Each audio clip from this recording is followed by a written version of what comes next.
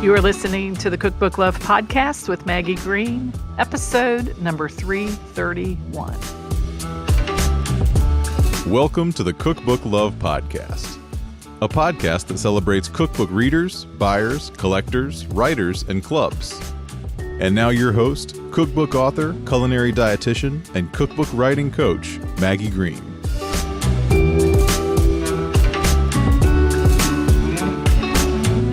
Hi, everybody. Welcome back to another episode of the Cookbook Love Podcast. I think I said this last week also, but Happy New Year. And the reason I'm saying it again is because I'm actually recording this podcast episode on the 3rd of January.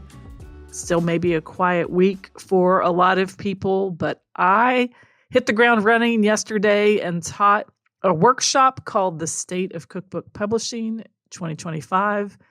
And I actually really enjoyed it. Warren returned to work yesterday, so I thought, well, I'm going to go ahead and teach a class. I got it on the calendar, I had people sign up, and it was fun to teach the class right off the bat at the beginning of the new year. And here I am today now on Friday, and it's very cold here. They're predicting a bad winter storm this weekend, which in Kentucky, we don't always get a ton of snow. Of course, the tricky part about this storm in particular might be the ice that we receive, and that to me is a lot trickier than snow. But anyway, we're going to see what happens with that. So thinking a lot about the new year, what's to come. Of course, last year I self-published my Christmas cookie book called Christmas Cookie Baking Guide. I was very happy about that because one of the things I wanted to do in 2023 was learn how to publish a book on Amazon. And often when I want to learn something new, I teach about it. So I've held several cohorts of cookbooks on KDP, helped many people who you've heard interviews with on the show publish their own recipes and stories in a cookbook. And then I successfully did this with my own. So I am very happy about that and learned a ton through the process. So I do want to let you know that there is going to be a cohort of cookbooks on KDP starting at the end of January 2025.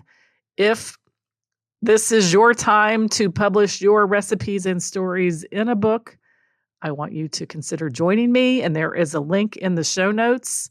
You can go to cookbookwritersacademy.com/KDP and get on the wait list, and you will be one of the first people to hear about this when the doors officially open to join the program. The program lasts for 12 sessions. We meet over the course of about 14 weeks, though, because we do have some time off for you to work on your project.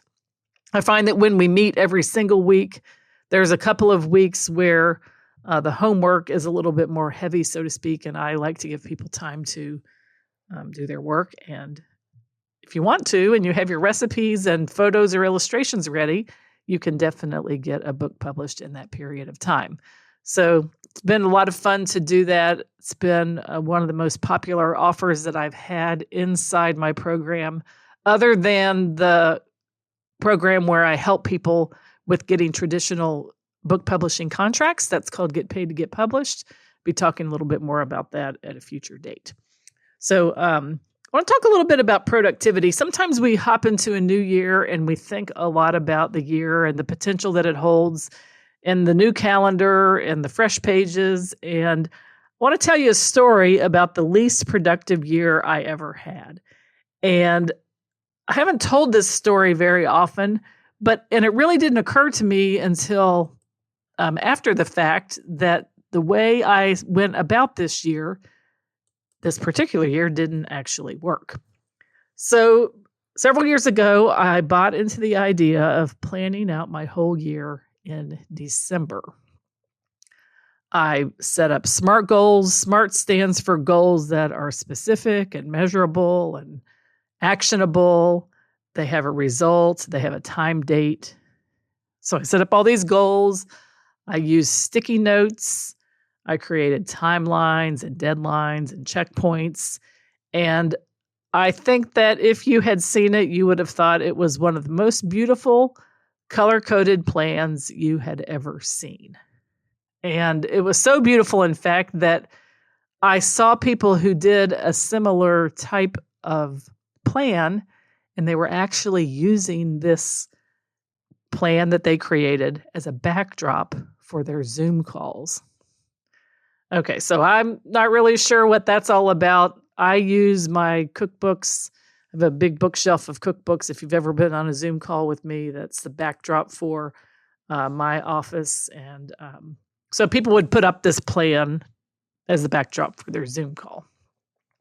But the truth of the matter is that year wasn't very productive. I had a beautiful plan, but I was spending more time creating and admiring and tweaking the plan rather than doing any work. And as a result of that, I felt stuck, I felt stalled, and I did not make a lot of progress in the things that I wanted to make progress in. I suspect that it related to something in my business. Well, I'm creating a program or an offer for my students, or something related to cookbooks, cookbook writing. It just didn't work. So I had to, the next year, make a different decision. And I decided that I was not going to create a beautiful, colorful plan. And to this day, I follow the exact same process that I am going to talk to you about now. And it doesn't involve a planner, and it doesn't involve a really great plan. So first of all, let me tell you a little bit about the tools that I use when I head into my week and my month and my year, because our year is made up of days and weeks and months. I have my calendar on my phone. I keep every appointment that I have made on my phone. And I also have this approach to appointments. When I go for a doctor's appointment or a haircut or mammogram, whatever it is I'm scheduled to have, as soon as I leave, I schedule my next appointment and I put it on my calendar. So therefore, I already know this year when I'm going to the dentist, when I have my mammogram, when my next haircut is, when I have doctor's appointments. I know I'm due for a colonoscopy next year. I'm not like doing a lot of last minute stuff when it comes to things related to my health or my grooming or anything like that. I already have those things on the calendar. And I scheduled those on days that I know I'm not going to be having to teach live calls, to record podcasts, or to be doing anything in my business that would interfere. So most of the time during my normal week, I set aside certain days for teaching, for coaching, for doing my podcast, and doing work in my business that's on camera. So I don't schedule my appointments typically on those days. And if I do, I just schedule them late in the afternoon. But because I have that kind of a system or routine set up for my week, I know the days that are open for doctor's appointments and haircuts, and I know the days that I'm actually going to be on camera doing work in my business, and I just don't overlap those. It leads to a lot of clarity and freedom in terms of my calendar, because I don't have to worry about missing an appointment or making last-minute appointments or trying to get squeezed in for these normal day-to-day, year-to-year type appointments that I have. So that's the first thing, is my calendar. And it's really important that what I put on my calendar, I show up for, I stick to, and therefore, I don't have a ton of things on my calendar. They're mostly appointments. And outside of the appointments I just mentioned, of course, podcast interviews would be on there. Classes I'm teaching would be on there. Coaching calls in my programs would be on there. And any of the teaching times, like in Cookbooks on KDP, all of that's on there. And I always show up for anything that's on my calendar. So I don't think a calendar is the same thing as a planner. It's just a calendar. It's a digital calendar. Now, in addition to that, I do also have a paper calendar on my desk. And every month I transfer all of my appointments, so I can see the month at a glance from my phone onto my paper calendar. And that way I can kind of just see how the month is actually laid out. That helps if I'm going to be planning any trips, planning any weekends, going to Chicago to see our kids, planning things to do with my sisters, whatever I'm planning. If I've got all my other stuff on the calendar, I can kind of see when I have free time on Fridays and Mondays, 3 and 4 day weekends. I love to take trips like that. So I do use a paper calendar kind of just for looking at the overview of the month. And then I use notebooks. I've mentioned this before, spiral notebooks that I buy at the supermarket or at Target. My favorite spiral notebook right now is the 5-star Mead 100-page single subject college ruled notebook. And I think I buy them 6 at a time. Maybe the last time I bought them on Amazon. They have different color covers. I use notebooks all the time. I use them for, I took some notes for this podcast today. I jot things down when I'm working on stuff in my business. And I also have a habit every morning of doing morning pages, which is 3 longhand notebook pages, just free-form thoughts every single morning. So over 2024, I pulled all my notebooks out. I filled up 6 notebooks with my morning pages. And that means I go through about 1 notebook every 2 months. And I really attribute that time that I use for morning pages to do my thinking, clear my thoughts. It really sets me up for a day where I'm very intentional, very focused, and I think it's just a great way to enhance your creativity and your intentionality if that's something that you want to do. This concept of morning pages, I've probably talked about on the podcast before, or if you've learned from me, you've heard me talk about it. Learned it from Julia Cameron's book, The Artist Way. She also has another book called Write, W-R-I-T-E, Write for Life. And she talks about morning pages all the time as a tool she has used for, I think, over 40 years in her writing and creative life. So I have notebooks that I use for that. I have my paper calendar on my desk. I have my calendar on my phone. And then I also bought a wall calendar that shows 3 months at a time. So I can kind of look at the next quarter for my work. And the kind of things I keep on that are like podcast numbers that are coming up and planning and looking at, for example, what podcasts I need to process, which ones I'm doing interviews for. It kind of helps keep those numbers straight in my mind. I am currently on the 331st episode of the podcast. I've been recording podcasts every week since the fall of 2018. I am amazed at that, and it's one of those things that has an infinite timeline until I decide to stop.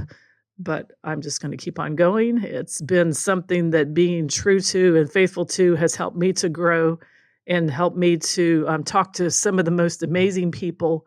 And this past year, of course, was no exception. But I do have a wall calendar where I kind of keep my dates in line for all my podcast stuff. But those are the kind of tools that I use. And I rely on my habits every day, my daily habits, of getting up around 5, having my coffee, doing my morning pages, taking a shower. Many mornings I go to Mass at St. Agnes, which is the parish here in my neighborhood. Sometimes after that, if I need to, I'll go to the supermarket. If I don't need to go to the supermarket or not working on any cooking projects specifically, I just usually go to the grocery on Thursday. But then I come home. Depending on the time of year, I maybe walk then, or if it is really cold out, I'll walk in the afternoon. But I try to take a walk every day, do my work often between the hours of like 8 and 2, get my work done. I like to do some reading in the afternoon. I take a walk if it's wintertime. Like today, it's really cold out, so I'll probably take my walk after I finish this podcast. cook dinner every evening at home. I have some podcasts I like to listen to while I'm cooking dinner. After dinner, I, get cleaned up for bed. If I haven't showered, I'll take a shower in the evening, set up my coffee, spend time with Warren, and maybe do a little bit more reading in the evening, and then try to go to bed at a reasonable hour, allowing me to get up in the morning. So all of that is based on just habits that I've created every single day that pertain to my physical sleep, my nutrition, eating well, drinking water, and then also movement. So I'm not having to schedule any of that in or plan any of that out. It's just part of my habit. And then my routines every week, I have a day that I work on bookkeeping for my business and our personal life. I have a day that I actually plan and think about what I'm going to need to buy for the grocery store for next week. If there's anything I'm cooking for anyone else other than just myself and Warren, I plan that out, make sure I have that food on hand. I also have a day if I need to write any cards to anybody, I plan to do that on a certain day. I record podcasts on certain days. I have my coaching calls on certain days. So I also have these weekly routines. And because those are routines, I don't have to plan that either. And that means that my calendar is just filled with meetings, appointments, and times when I'm talking to people. My notebooks are filled with my morning pages. And then again, this wall calendar that I have helps me keep track of podcast episodes and things like that. So I don't need a ton of planning. And if I want to do something new, I always ask myself if I need to turn it into a habit or into a routine or set up an appointment to meet with somebody. And if not, then I probably don't need to plan it out a ton anyway. Now, let me give you an example of something like a cookbook project. A cookbook project, when you're starting to think of an idea, is probably thinking time, and I handle that when I'm taking care of my morning pages. If I have something on my mind that I'm thinking about, that's what I do in my morning pages, processing those thoughts. If I have solidified an idea for a cookbook, I then decide if it's something I'm going to approach a traditional publisher about, or is it something I'm going to self-publish. So for my Christmas cookie book, I decided to self-publish. So then I just went through the steps of every day spending time that I set aside to work on following the steps, to follow the process, to get the cookbook designed, edited, and finished. And because I self-published it, I had to type everything into the design. I used Microsoft Word, get that all typed in, gather my photos. It did take time for me to do that, but I just set aside time every day to actually work on it. And I didn't have to actually plan it out. I just kind of knew, based on the class I taught, what my next step was going to be. So if you were in the class with me, rather than us creating a big, huge plan, you would just come to the class every week. I'd give you a checklist about what you'd need to do during that week. And then your work between the end of that class and our next meeting would be just to work your way through the checklist. And of course, you're going to have to set aside time to do things like that. But because of the way that I create my habits and my routines, and I know when my appointments are, I have a lot of free time on my calendar to work on things like that.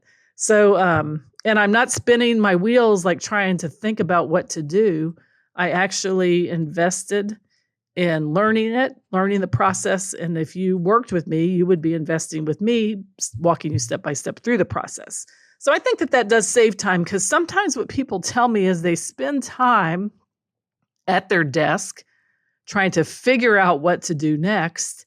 And when people say they don't have time to do something, it's often because they don't have the time. They don't want to take the time to sit down and figure something out on their own, which is one of the benefits of joining like a coaching program. So anyway, if it's a big project like that, that's how I kind of would work out scheduling my time to work on the next step of the project. But it's just like anything else. I've written now 5 cookbooks, traditionally published 4, self-published 1. And I could probably do a sixth one and just kind of know in my mind exactly what to do next. Now, let's suppose that I took up a whole new project, like something new that I haven't done before. Like when I started this podcast, I had to learn what to do on a daily or weekly basis to keep the podcast going. And that required a period of education so that I would learn, how to work these different tasks into my habits and into my routines. And that's what I did. I learned from somebody, and now it's just part of my day-to-day routine. So I don't know what the next big project for me will be.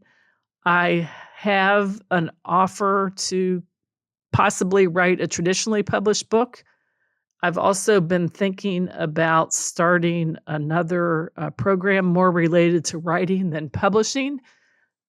So I've been thinking about that, but I spend my morning page time like doing my thoughts about that and getting that solidified in my mind. So I'll make an announcement here if I ever have anything that, to announce. But that's why my notebook, my digital calendar, and my paper wall calendar for my podcast really serves the purpose that it does to keep me organized and on task, and I don't need a planner. Now, I do want to say one more thing. The secret for me wasn't the big color-coded plan. The secret for me isn't the planning necessarily, and maybe it is or isn't for you, but the way that I really make progress and I am productive, and I have recorded 300 podcasts and written 6 cookbooks and run an online business is not because of the planning. The secret for me has been moment-to-moment decisions when I hear the voice in my head telling me not to do the work. I don't know if you know what I'm talking about. In the absence of any other scheduling conflict, things come up sometimes. We might have an emergency, like when my mom was sick a couple years ago. I had a lot of real life things that came up in caring for her and meeting with my sisters and spending time with her that really were priorities over what I needed to do in the moment. But in the absence of that, we all have this voice that tells us it's not important to do what you're going to do. It really won't matter. No one's ever going to notice, and no one is ever really going to care.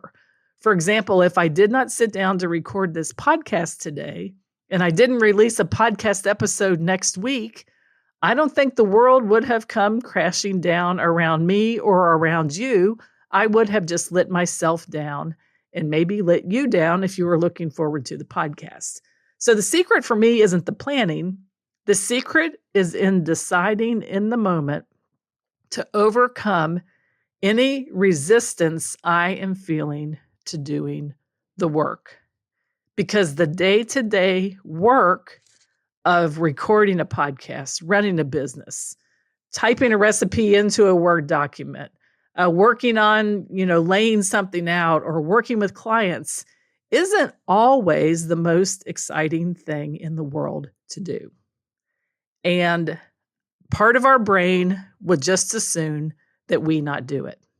And it's the same thing for my daily habits.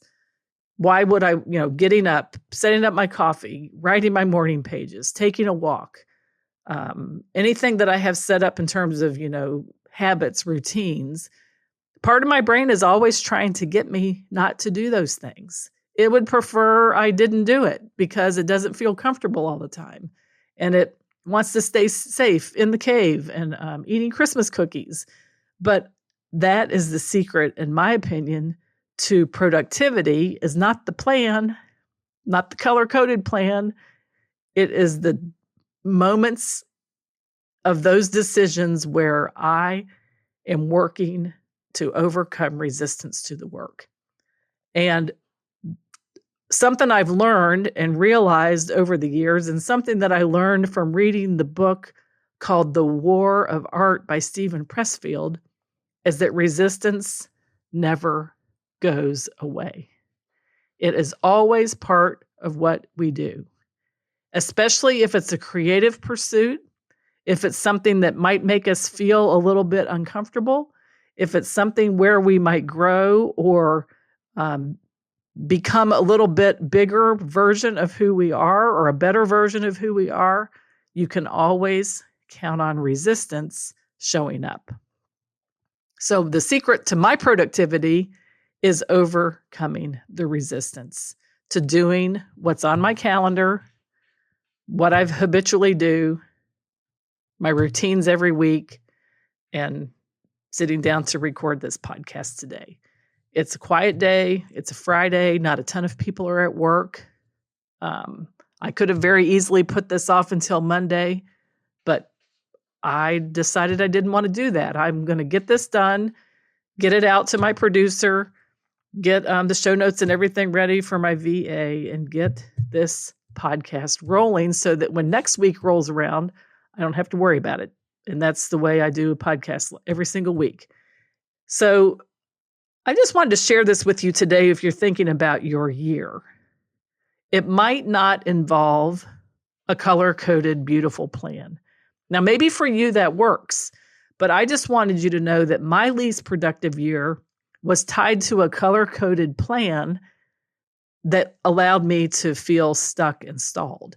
My most productive years are when I build habits and routines that fuel the person I want to be.